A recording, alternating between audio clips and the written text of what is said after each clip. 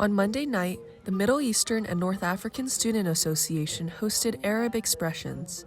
Featuring live music and Arabic poetry, the night was filled with passion and performance. For Iman Hamed, poetry is vital to Arab culture. I think Professor Raghi explained it best when he went up for his poem, how Arabs really used poems and poetry as a whole as their main means of expression, earlier on in early civilizations, and even now, throughout the Arab world or the Middle Eastern world. For others, the poetry was liberating. What I like about poetry, especially Arab poetry, it gives you the freedom to present it the way you want. You're not limited by some sort of melody or anything. It's you who control the flow of the poem. Khalil performed a live reading of the Tunisian poem To the Tyrants of the World. حذار فتحت الرماد اللهيب ومن يبذر الشوك يجني الجراح تأمل هنالك أني حصدت رؤوس الورى وزهور الأمل.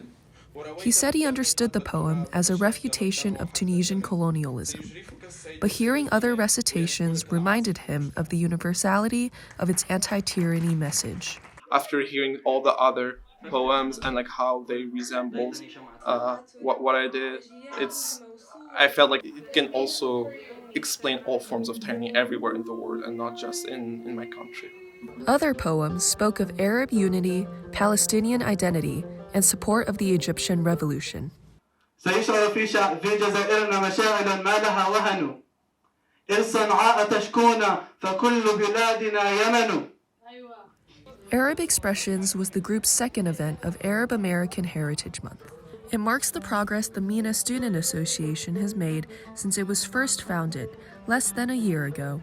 We've been wanting to do things for Arab Heritage Month. I remember as a freshman, it was so crazy to me that there wasn't one programming all of April, all of Arab Heritage Month.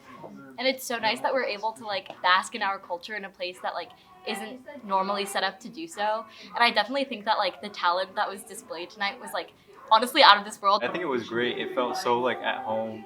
This was the first time I really felt this sense. I mean, I'm still a freshman, of course, but even being here since September, I feel this was such a unique sort of event. Chicago-based musician Ronnie Malley said he found joy performing for MENA students. And here I was sitting down and everybody was quiet.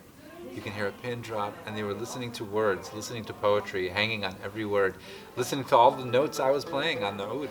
Honestly, I felt that's what made it really joyful, is people's sincere attention. To close out the night, Ronnie strummed the oud and sang a famous Lebanese song as choruses of students joined in. The Norris Lake Room had transformed.